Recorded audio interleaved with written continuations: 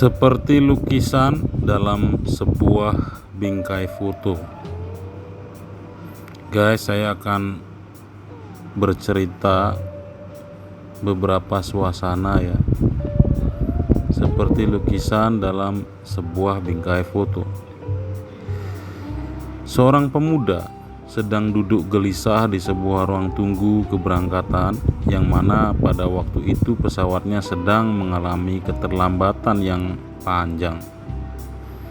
Kemudian ia membuka biolanya dan memainkannya untuk menghilangkan kejenuhan sambil menikmati hidangan yang disediakan oleh pihak airline yang mengalami keterlambatan itu.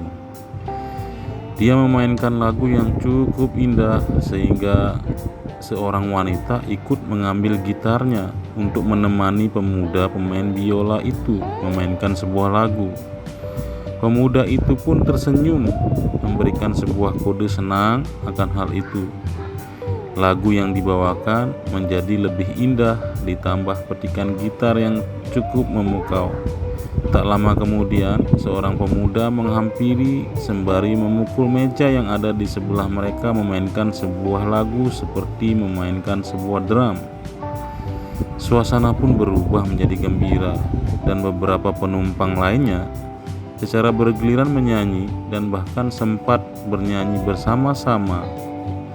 Hampir semua penerbangan tertunda dikarenakan oleh cuaca buruk yang sedang terjadi.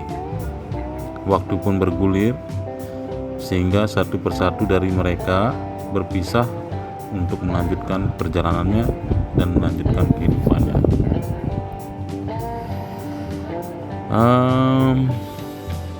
Cerita lainnya nih guys, di sebuah kemacetan, tanpa seorang bapak tua bersusah payah meminggirkan mobilnya yang mogok karena sendirian harus mengarahkan dan mendorong mobilnya. Pada waktu itu, hujan mulai turun sehingga tampak beberapa pemuda keluar dari mobilnya dan turun membantu mendorong mobil, membawanya ke tepi jalan untuk diperbaiki. Beberapa pemuda itu tidak bisa membantu lebih lama lagi karena mobil mereka masih berada di tengah jalan tentunya. Waktu pun bergulir sehingga satu persatu dari mereka berpisah untuk melanjutkan perjalanan dan kehidupan mereka masing-masing. The other story, cerita lain. Seorang wanita menangis terseduh-seduh dan tampak bingung meminta pertolongan ke setiap orang yang berpapasan dengannya. Semua orang tampak tidak peduli dengan masalah yang sedang dialami oleh wanita itu, sampai seorang pemuda menenangkan dia dan menolongnya memecahkan masalah yang sedang dihadapi. Ternyata dia terpisah dengan anaknya yang masih kecil di supermarket yang cukup besar dan penuh dengan orang-orang yang sedang berkunjung. Pemuda itu pun mengantar wanita itu menuju ke bagian security untuk membantu mencari anaknya yang hilang. Wanita itu kemudian tampak tenang ketika telah mendapatkan anaknya yang sedang menangis di bagian informasi supermarket itu.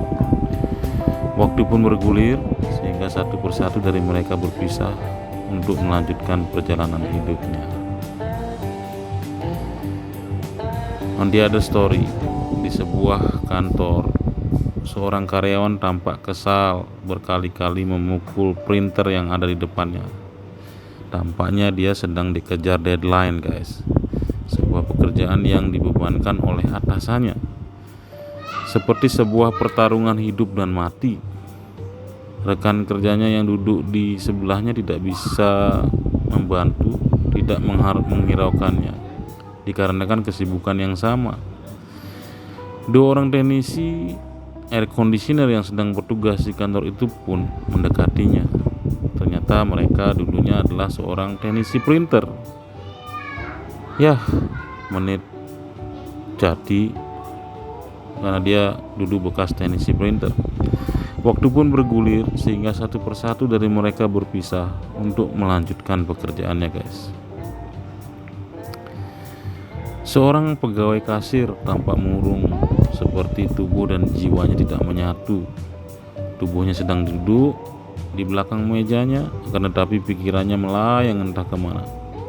Seorang rekannya menghampiri dan mengajak bercanda, namun dia kelihatan seperti tidak bernafsu untuk bercanda, meski dia biasanya yang paling suka bercanda. Sampai saatnya dia berjumpa dengan seorang lelaki kaya raya yang sedang melakukan sebuah pembayaran. Lelaki itu pun mengeluarkan uang dan memberikan tips kepada kasir itu tanpa alasan yang pasti.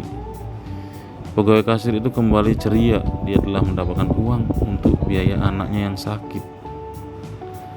Bergas waktu pun bergulir sehingga satu persatu dari mereka berpisah untuk melanjutkan kehidupannya.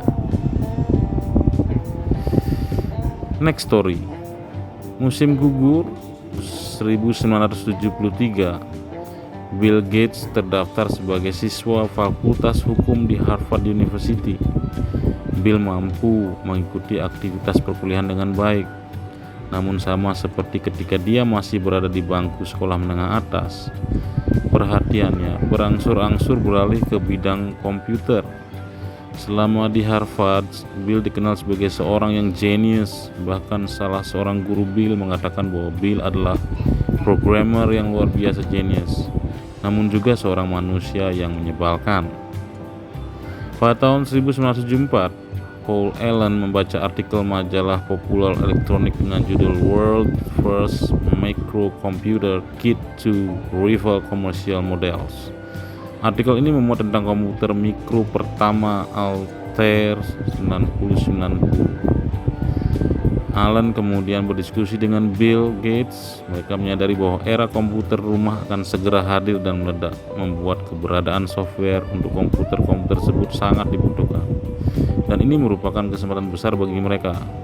Kembali ke masa lampau, bahwasanya kemampuan komputer Bill Gates sudah diakui sejak dia masih bersekolah di Lakeside. Dimulai dengan menghack komputer sekolah, mengubah jadwal dan penempatan siswa. Tahun 1968, Bill Gates, Paul Allen, dan dua hackers lainnya disewa oleh Computer Center Corp untuk menjadi tester sistem keamanan perusahaan tersebut. Sebagai balasan, mereka diberikan kebebasan untuk menggunakan komputer perusahaan. Menurut Bill, saat itulah mereka benar-benar dapat memasuki komputer. Dan disinilah mereka mulai mengembangkan kemampuan menuju pembentukan Microsoft 7 tahun kemudian. Siapa yang tidak tahu Albert Einstein? Dialah ilmuwan terkenal abad 20 yang terkenal dengan teori relativitasnya. Dia juga salah satu peraih Nobel. Siapa sangka dia adalah seorang anak yang terlambat berbicara dan juga mengidap autisme. Waktu kecil dia juga suka lalai dengan pelajaran. Einstein dikeluarkan dari sekolahnya pada usia 16. Tanpa toleransi, gurunya mengeluarkan Einstein dari sekolah akibat sifat suka memberontak dan melawan. Dikhawatirkan mempengaruhi teman-teman sekelasnya, dan dia tidak menyukai ilmu-ilmu sosial yang menyebabkan ia menjadi tidak konsentrasi. Einstein mencoba mendaftarkan diri ke Federal Institute of Technology di Zurich, Switzerland, tapi pengetahuan non-eksaktanya tak sepadan sebagaimana nilai matematikanya yang gagal dalam ujian masuk universitas itu. Terlahir sebagai seorang cacat dengan banyak kekurangan, itulah yang dialami oleh seorang Nick Vujicic untuk menjadi orang yang bermanfaat bagi sekitarnya. Sempat depresi dan ingin bunuh diri di usianya 8 tahun, namun kemudian dia sadar bahwa hidup ini harus dia jalani terus berkelanjutan apapun keadaannya. Akhirnya perlahan dia menjadi seorang motivator hebat yang mendunia dan berhasil memotivasi jutaan orang di seluruh dunia untuk terus meraih mimpi. Nick akhirnya mulai menyadari bahwa prestasi adalah inspirasi bagi banyak orang dan mulai bersyukur kepada Tuhan karena hidupnya. Kejadian-kejadian itu seperti foto, sebuah lukisan, sebuah pengalaman orang lain bisa menjadi pengalaman kita juga. Semakin banyak pengalaman, semakin banyak hal yang akan bisa diceritakan. Lukisan-lukisan dikumpulkan dalam sebuah ruangan sehingga penuh dengan warna-warni yang cukup indah. Kalau kita mulai ke masa lalu, kita sungguh banyak kejadian yang terjadi yang kadang-kala membuat kita tersenyum dan meneteskan air mata. Ada saja orang yang membantu jika kita sedang dihadapkan kepada suatu permasalahan. Seperti malaikat dari surga guys yang datang menolong, memberikan sebuah jalan keluar. Aku berjalan melewati sebuah lorong dan kulihat banyak sekali lukisan terpampang di dinding. Aku melihat banyak keindahan akan lukisan-lukisan itu, kan tapi sayang, bukan aku yang melukisnya. Itu adalah lukisan orang lain dan aku hanya senang melihatnya. Saya Ketut Rudi, Photo Story Channel.